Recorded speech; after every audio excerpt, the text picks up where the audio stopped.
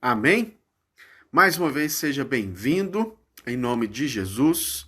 Muito boa noite, nesta noite de quinta-feira, depois de uma chuva aqui em Brasília, né? Seja bem-vindo, que o Senhor possa te abençoar e te guardar, que nós possamos ser edificados pela palavra do Senhor nesta noite, que nós possamos aprender dele, ouvir dele e praticar a sua justiça em nome de Jesus. Nós vamos começar então o nosso estudo bíblico neste momento, tá certo? Mais uma vez peço que você esteja divulgando, que você esteja compartilhando com seus contatos, para outras vidas também possam serem alcançadas pela mensagem do Evangelho. Vamos então iniciar orando. Convido que você feche seus olhos, curve a sua cabeça, onde quer que você esteja, que seja aqui online, que seja de repente em outro momento que você estiver assistindo, que seja em salas de outras pessoas que estão compartilhando, né? Que você possa estar sendo alcançado pelo Senhor, pela graça do Senhor, e nos acompanhando em oração, em nome de Jesus. Feche seus olhos e vamos orar ao nosso Deus neste momento. Pai querido, Deus de amor, nós queremos te agradecer, te exaltar, te adorar, ó Deus, por tudo que o Senhor tem feito em nosso favor. Muito obrigado, Deus, por esta quinta-feira. Muito obrigado, Deus, por esta semana.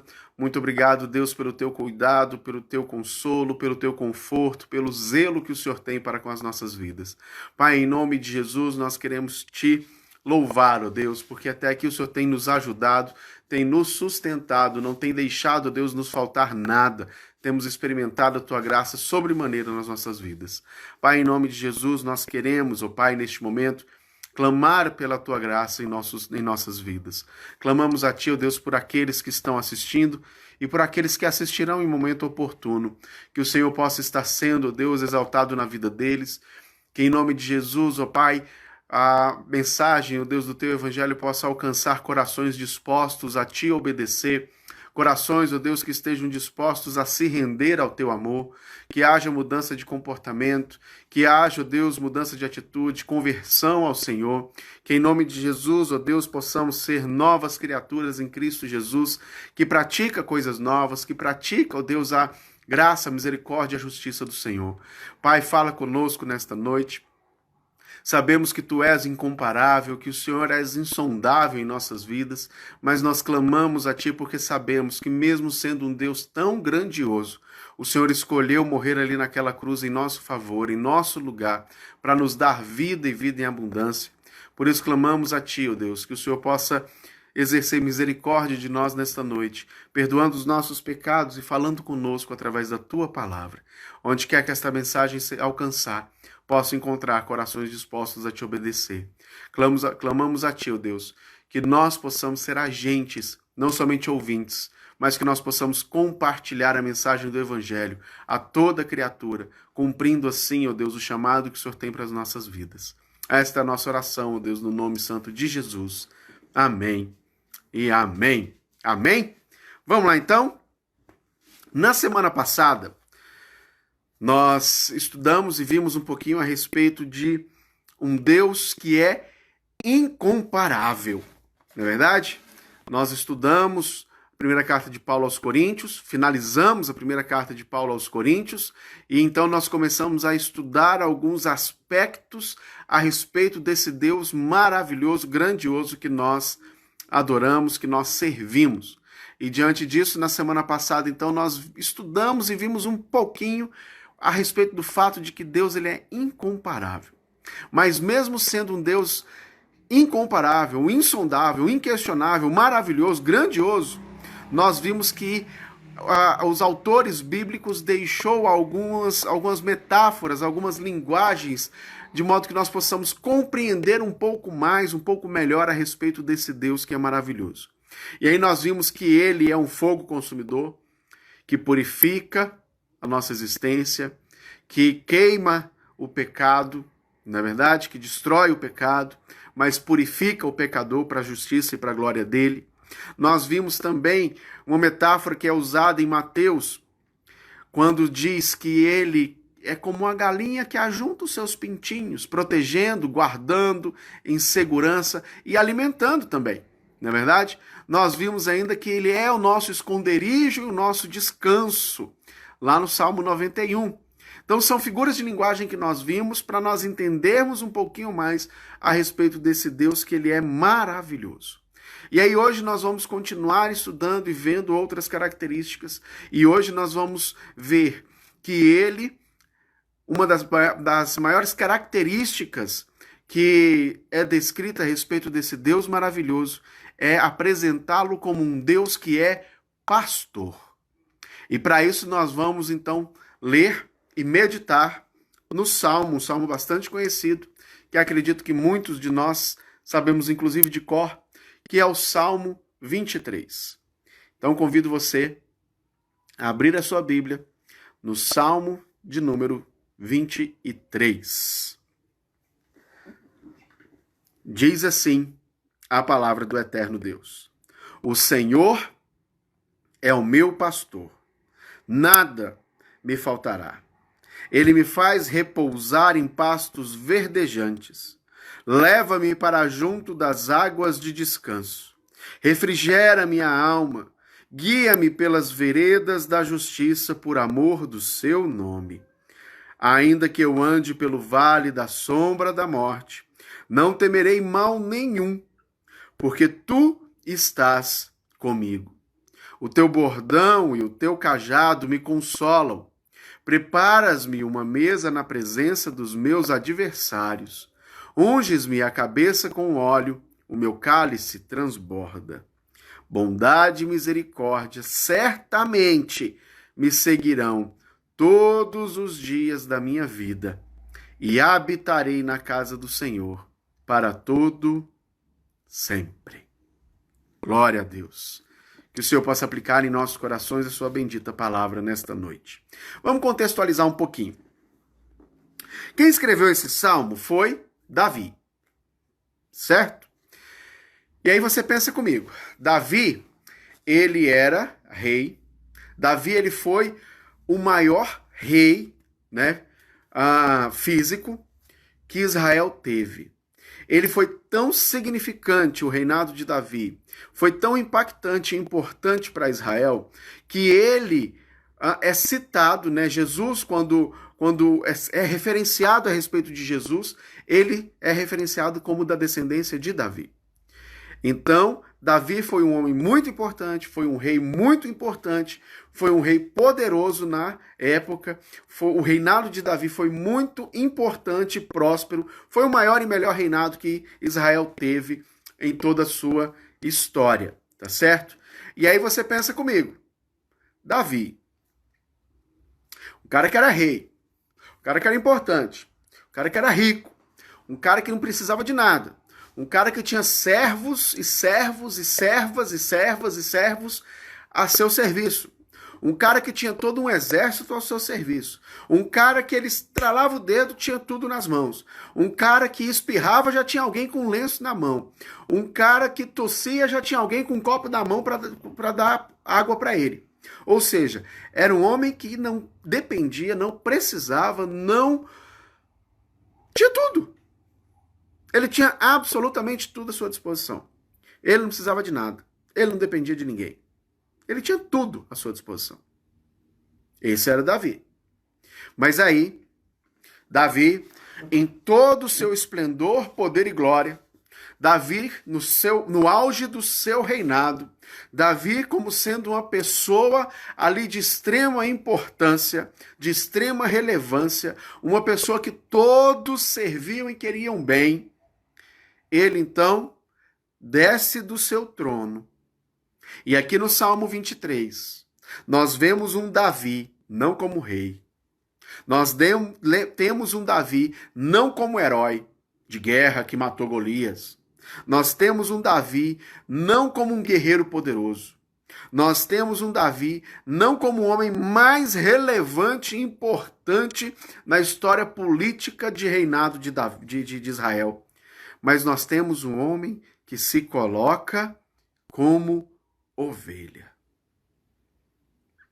Olha que contraste impactante. Olha que contraste extremamente importante, valioso e relevante para nossos dias. Sair do seu pedestal e se colocar como uma ovelha que depende absolutamente de tudo do seu pastor. Esse foi Davi. Este é o Salmo de número 23 que nós acabamos de ler. E aí Davi, então, neste salmo, nos ensina algumas coisas preciosas a respeito deste Deus que é pastor e que cuida de nós. Primeira coisa que eu aprendo nesse texto, neste salmo, que eu quero compartilhar com os amados nesta noite. É necessário que haja humildade e humilhação diante do Senhor. É necessário que nós estejamos dispostos a sair da nossa posição, a sair do nosso conforto, a sair da nossa zona de superioridade, de sair da nossa posição de pensar que não precisa e não depende de nada nem de ninguém, de sair da nossa posição de importância na vida de outras pessoas e nos prostrar diante do eterno Deus e declarar: eu sou uma ovelha nas mãos do pastor. Um animal frágil, fraco, dependente. Um animal que não consegue se alimentar sozinho. Um animal que precisa, muitas vezes, que o pastor apare ali a sua lã para que ela possa, então, ter condições de continuar a sua caminhada. Um animal inocente que vai diante do perigo e não, sem perceber, se coloca no perigo. Nós precisamos agir como ovelhas, ter humildade para aprender, ter humildade para ouvir, ter humildade para saber: não sou detentor da verdade, não sei todas as coisas. Não importa a sua idade, meu irmão, não importa a minha idade, não importa a nossa experiência, nós precisamos ter essa humildade para aprender do Senhor, porque Ele é o bom pastor. Ele é o pastor por excelência. Ele é o supremo pastor. E ele, como supremo pastor, o Deus que é pastor, ele então nos sustenta continuamente. Quando nos colocamos como ovelha debaixo desse pastor, continuamente experimentamos do seu sustento. Como assim do seu sustento? Salmo 23, vamos ler aqui alguns versículos. Olha só, o verso 1. O que diz o Salmo 23, verso 1? O Senhor é meu pastor, nada me faltará. Não vai me faltar nada. Nadinha, nadinha. O texto sagrado nos diz que o obreiro ele é digno do seu sustento. A Bíblia nos ensina isso, que ele é digno do seu sustento. Então nós precisamos crer que o Senhor não vai nos deixar faltar o nosso sustento de cada dia, nosso pão de cada dia. Ah, pastor, mas eu não aguento mais comer arroz com ovo. Meu irmão, dê graças a Deus, porque tem ovo para comer. Tenha um coração agradecido, porque o Senhor não tem deixado faltar nada. Tenha um coração agradecido, porque o Senhor tem sustentado, tem usado outros para nos ajudar e nos sustentar. Não falta nada. E quando ele diz que não falta nada, é porque quando está escasso para a gente, quando está escasso para nós, ele nos leva para um pasto verdejante. Meus irmãos, pensa na figura de Davi como pastor. Pensa na estrutura geográfica de Israel. E imagine a seguinte situação. Imagine não, creia na seguinte situação. Israel, saiba disso. Israel é um país tropical. Israel é um país que passa durante muito tempo do ano debaixo de um sol muito forte. Então, os tempos de chuva que nós temos em Israel são muito poucos durante o ano. E quando você olha e assiste algum filme, alguma novela que está passando aí na televisão esses dias aí a respeito de Israel, né? Passou José esses dias, os 10 mandamentos, você vai perceber que é uma região árida, desértica. Ou seja, é uma região que tem escassez de pasto. E aí você pensa, o pastor, ele é responsável por levar a ovelha até o local que tem pasto. Mas Davi, neste salmo, nos garante que Deus nos leva a pastos verdejantes. Não é qualquer pasto. Não é um pasto que já está cinza, queimado pelo sol. Não é um pasto que tem ali um ponto verdinho, um ponto cinza, um ponto ali queimado, tá? Mas tem um pastinho ali, dá para as ovelhas comer. Não, é um pasto verdejante. Sabe o que isso significa? Abundância. Abundância de alimento, abundância de sustento. O Senhor nos dá sustento de forma abundante. Abundante. Porque não nos deixa padecer necessidade, não nos deixa faltar nada, tem nos sustentado. E Ele é quem leva as ovelhas a lugares onde há pastos verdejantes. É isso que diz o verso 2. Me faz repousar em pastos verdejantes. Abundância de alimento. Vai exatamente onde tem muito alimento. E é tanto que ele associa imediatamente a esses pastos verdejantes a uma água. Porque onde tem um pasto verdejante é porque tem abundância de água. São duas figuras que ele usa que é essencial para a vida humana: alimento e água. A sustento do Senhor. Não nos deixa faltar nada. Então ele nos dá essa certeza de estar nos sustentando, porque nos leva a águas tranquilas para descanso. Olha que coisa maravilhosa. Ele nos leva a um local onde tem água, e porque tem água, o pasto é verdejante. E não só isso na vida do cristão. Ele garante que do nosso interior fluirão rios de água viva.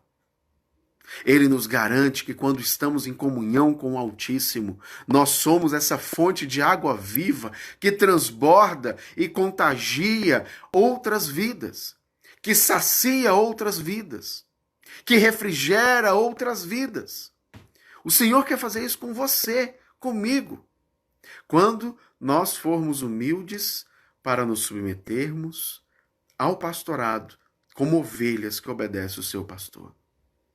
Portanto, Deus é pastor que sustenta continuamente.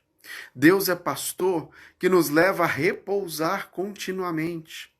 Não é verdade? Nos faz repousar. Não é isso que diz o verso 2? Ele nos faz repousar em pastos verdejantes. Você já foi em algum acampamento, alguma fazenda, né? Um hotel fazenda, não sei, alguma coisa nesse sentido. E você colocou ali uma toalha, um lençol, ou mesmo não colocou nada e deitou naquela grama verdinha e ficou simplesmente lá admirando o céu.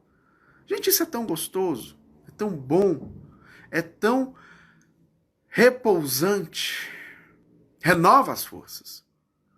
E o Senhor nos leva justamente a esse lugar de descanso. Tá difícil, meu irmão.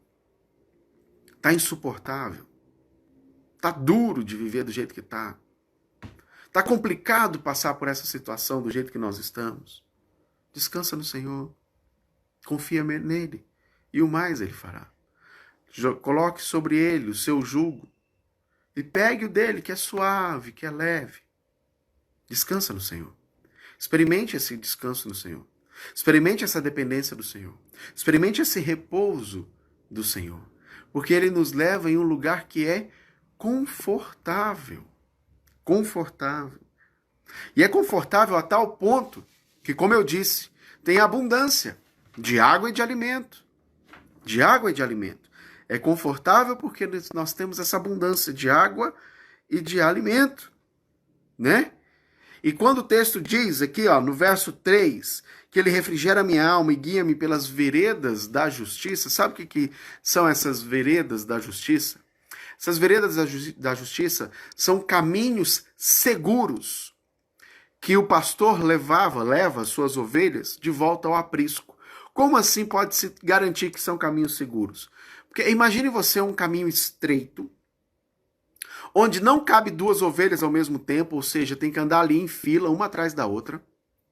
Então, é um caminho reto, estreito, com um propósito, um objetivo, um destino final certo, que era o aprisco. Ou seja, segurança. Não tinha como as ovelhas se desviar nem para a direita nem para a esquerda. Não tinha como as ovelhas pular fora do caminho, porque ele era estreito. O único jeito de sair desse caminho era andando para frente, adiante. E aí então, o salmista nos garante que ele nos guia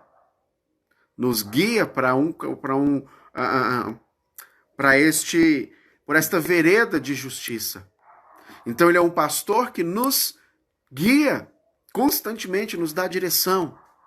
O caminho do cristianismo é um caminho estreito. Jesus declarou isso. Largo é o caminho que leva para a perdição, mas estreito é o caminho que leva à salvação. Escolha o caminho estreito. Tá difícil, mas sabe o que é bacana? No caminho largo, você tem várias direções para você ir. No caminho largo, você pode se distrair e acabar se desviando. Não anda de forma reta. Porque é largo, você olha para um lado, desvia e sai do caminho, olha para o outro, se desvia e sai do caminho. Sabe quando você estava aprendendo a dirigir, que você andava assim, ó? Então, mas no caminho estreito, nessa vereda da justiça que o Senhor nos guia, nós temos apenas uma direção a seguir, que é o caminho de Cristo que leva à salvação. Olha que coisa maravilhosa. Somente Deus pode nos mostrar, nos direcionar neste caminho. O caminho que leva à salvação é a cruz de Cristo. O caminho do cristianismo ele é estreito porque ele passa na cruz de Cristo. O caminho do cristianismo ele é estreito porque ele pede que nós deixemos as nossas coisas, as coisas velhas e sigamos para o alvo que é Cristo Jesus. O caminho do cristianismo ele é estreito porque pede que nós carregamos a nossa cruz. Mas o caminho do cristianismo sendo estreito nos dá uma garantia de termos um guia constantemente, que é o nosso pastor supremo. Por mais que esteja difícil, no caminho estreito, nós temos a garantia da salvação. No caminho largo, você pode se desviar a qualquer momento. Escolha o caminho estreito, porque o Senhor nos guia neste caminho estreito. E eu acho bacana, porque olhando para esse texto e pensando na figura mesmo do pastor, nós temos que ele guia as suas ovelhas nas montanhas e vales. Sabe o que significa um vale? Imagine você um local baixo, de baixo relevo, cercado por montanhas, certo? E ali você então está cercado, você não tem para onde ir, somente descer esse vale para poder subir e sair do outro caminho. Isso é um vale. É um local que se você for assistir muito filme, vai associar que é um local perfeito para armadilha, por exemplo. Para estar ali à espreita para atacar. É um local, por exemplo, onde nós podemos associar que o samaritano foi assaltado, quando Jesus conta a parábola do bom samaritano. Pois é, mas ele nos guia neste vale. É o que o texto nos diz, que ainda que eu ande pelo vale, por mais que eu esteja andando no vale da depressão, por mais que eu esteja andando no vale do sofrimento, de perda, de luto, por mais que eu esteja andando no vale da destruição do meu lar, por mais que eu esteja andando no vale da destruição da minha família, do meu casamento, dos meus filhos que estão rebeldes e se distanciando do Senhor. Por mais que eu esteja num vale de desemprego, por mais que eu esteja num vale de tristeza e sofrimento, Deus me guia neste vale. E quando Ele me guia neste vale, Ele me dá uma garantia de que nós vamos sair do outro lado. Olha que coisa maravilhosa. O vale não foi feito para as pessoas ficarem atoladas dentro dele. Ele foi feito para as pessoas passarem por ele, sair do outro lado vitoriosas em Cristo Jesus.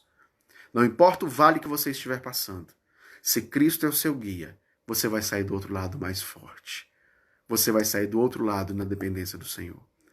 Você vai sair do outro lado exultando e glorificando a presença do Senhor, porque Ele tem sido o seu sustento, o seu descanso, o seu guia e a sua paz continuamente. Ele é o pastor que nos dá uma paz constante, porque ele refrigera a minha alma. Refrigera a minha alma. Mesmo que eu esteja no meio de inimigos, eu não temo mal algum, porque ele refrigera a minha alma e me dá uma paz que excede todo o entendimento. Está no meio do vale, está no meio do sofrimento, está no meio ali absoluto de desespero, mas eu tenho paz, porque eu sei que o meu Redentor vive e reina e me guia e me tira dessa para a glória do Senhor. Confia nele. Tenha essa paz que excede todo entendimento, tendo essa direção constante do Senhor, sabendo que ele é o pastor que cuida constantemente, mesmo na morte. Olha o verso 4. Ainda que eu ande pelo vale da sombra da morte, não temerei mal nenhum. Não vou ficar com medo.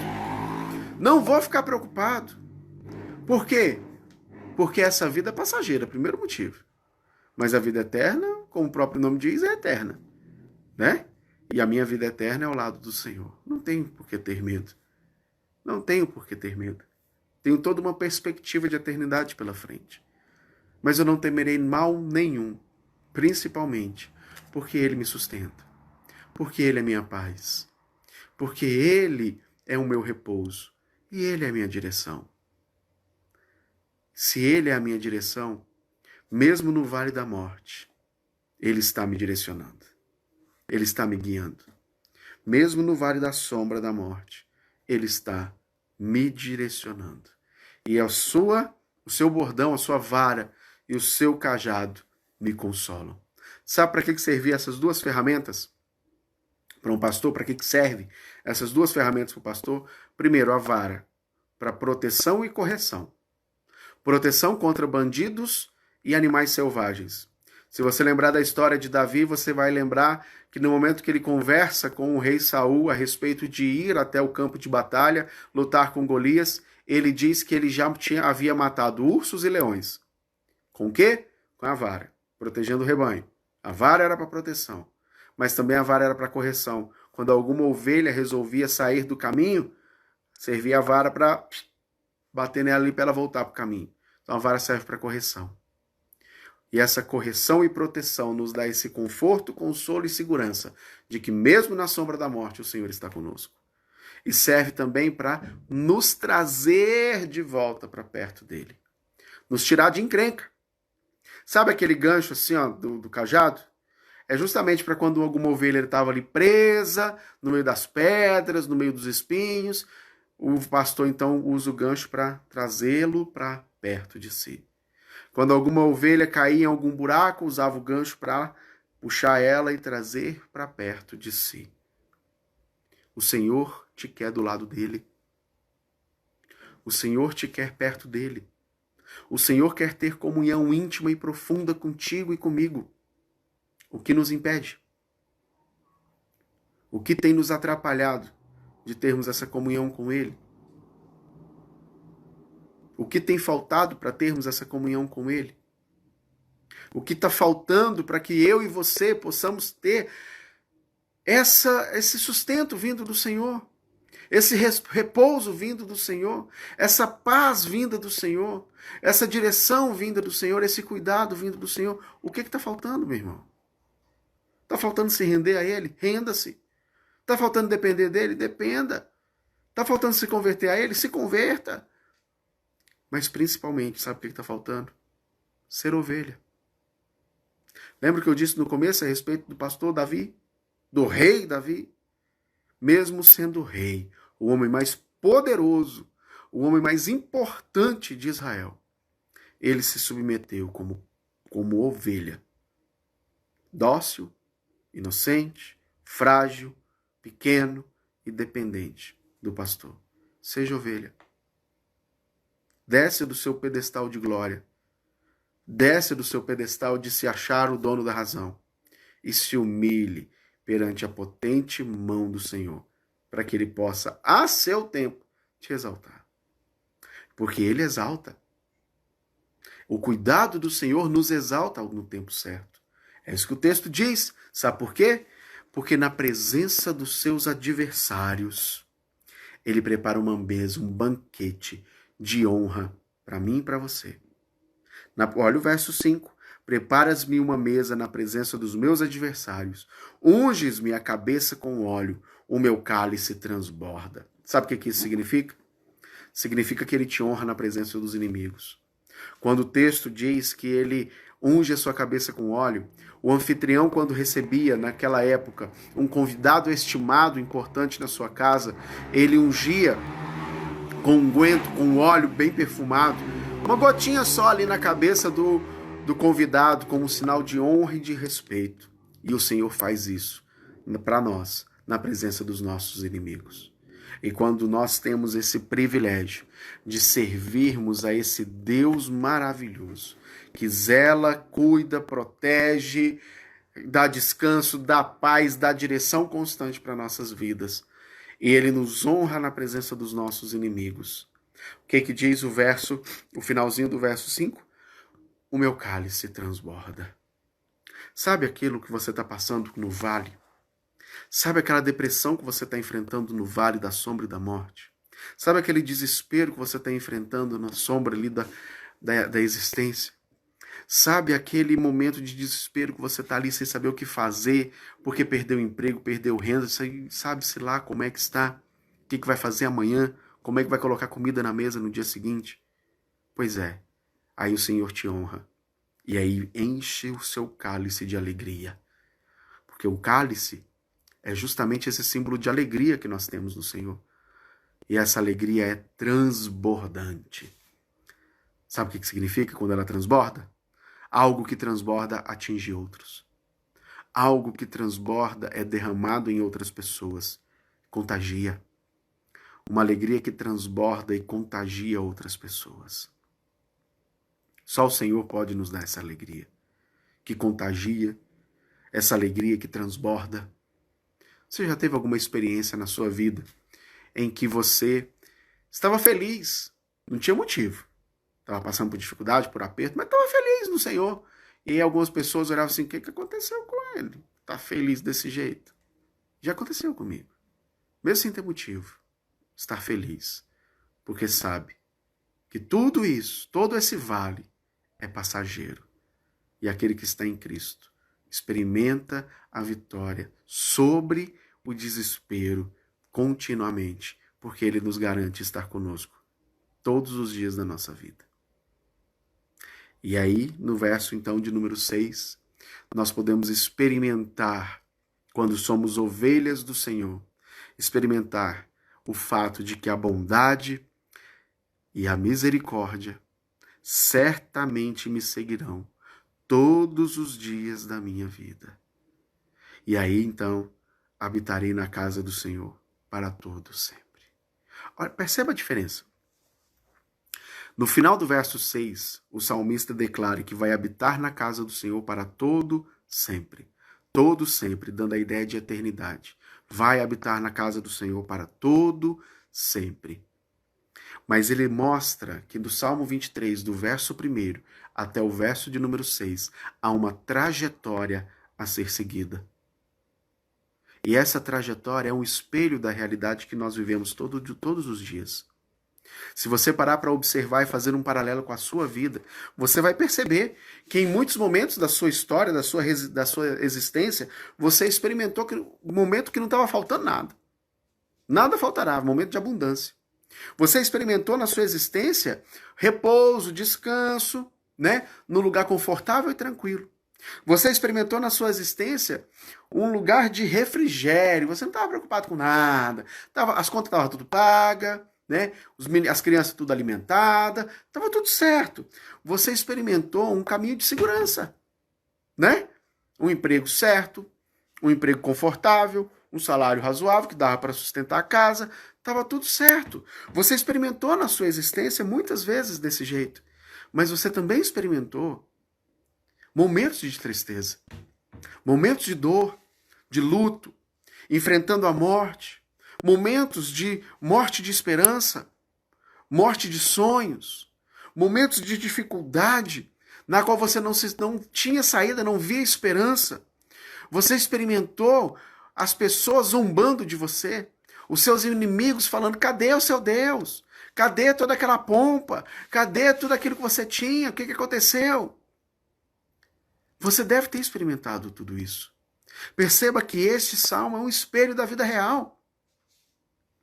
Ele reflete a realidade da existência. Mas o salmista, a diferença de muitas pessoas que já passaram pela nossa vida, e de repente diferente até de você, o salmista tinha uma perspectiva diferente. Ele sabia que todos esses momentos são momentos passageiros. Ele tinha uma perspectiva na eternidade. Davi tinha uma perspectiva na eternidade.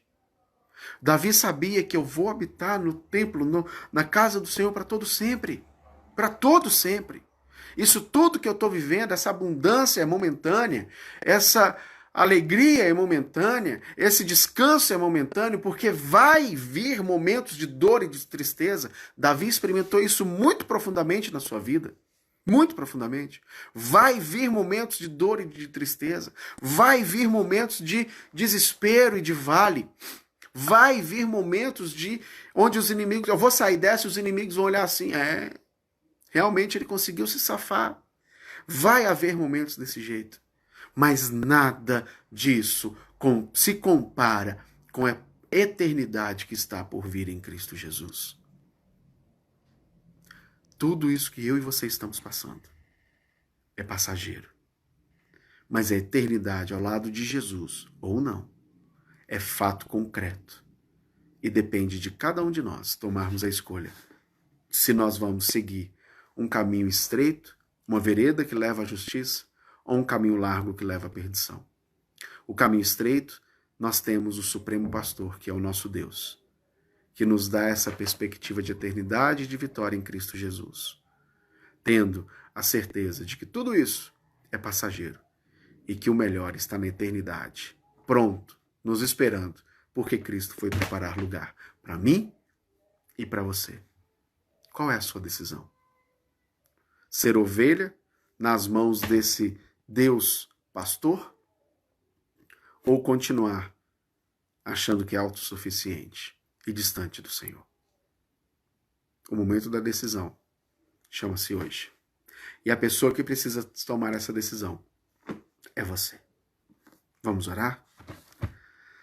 Senhor nosso Deus, te louvamos, te exaltamos e te glorificamos pela tua graça, pela tua misericórdia. Te louvamos, ó Deus, porque até aqui o Senhor tem cuidado de nós e nos ajudado. O Senhor sendo um Deus incomparável, um Deus que é pastor zeloso, tem, ó Pai, de maneira tão maravilhosa, cuidado e nos guardado. Clamamos a Ti, ó Deus, que todos estes que nos ouvem e que nos ouvirão, possam, ó Pai, possamos, ó Deus, eu me incluo nesta oração, nos render ao Senhor, nos submeter como ovelhas, tendo a humildade, ó Deus, e a sensibilidade de sabermos, ó Pai, que sem Ti, nada, absolutamente nada, podemos fazer, Senhor.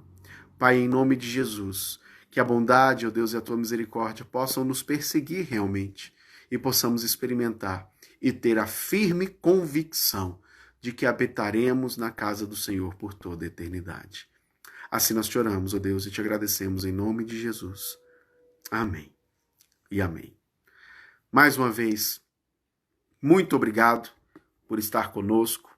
Obrigado, tia Zuleide, que está nos assistindo, a Dinalva, Salete, que o Senhor possa abençoar cada um de vocês. Você que está nos assistindo aí de outras plataformas, de salas de vídeo de outras pessoas, o Senhor te abençoe e te guarde. Muito obrigado pela confiança.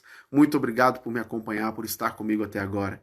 Que o Senhor possa te abençoar e te guardar. Que em nome de Jesus você possa ser fortalecido dia após dia na presença do Senhor, sabendo que Ele é o Supremo Pastor que tem cuidado de cada um que é a ovelha dele. E se você que está me assistindo, que tenha esse entendimento, que ainda não é ovelha, mas que quer ser, renda-se ao Senhor. Aceite a Jesus como único e suficiente Salvador, pois Ele é a solução, Ele é a saída, Ele é a vida que tanto desejamos e que tanto precisamos. Eu sou o pastor Rodson, pastor da Igreja Batista Boas Novas, mais precisamente na QNR. Nós estamos aqui toda quinta-feira às 20 horas com o estudo bíblico, no domingo às 9, também com o estudo bíblico, com a nossa escola bíblica. E a partir deste próximo domingo, às 19 horas, nós retomaremos as atividades do culto noturno, no domingo à noite, na QNR. Você pode estar presente conosco, é nosso convidado a estar conosco lá.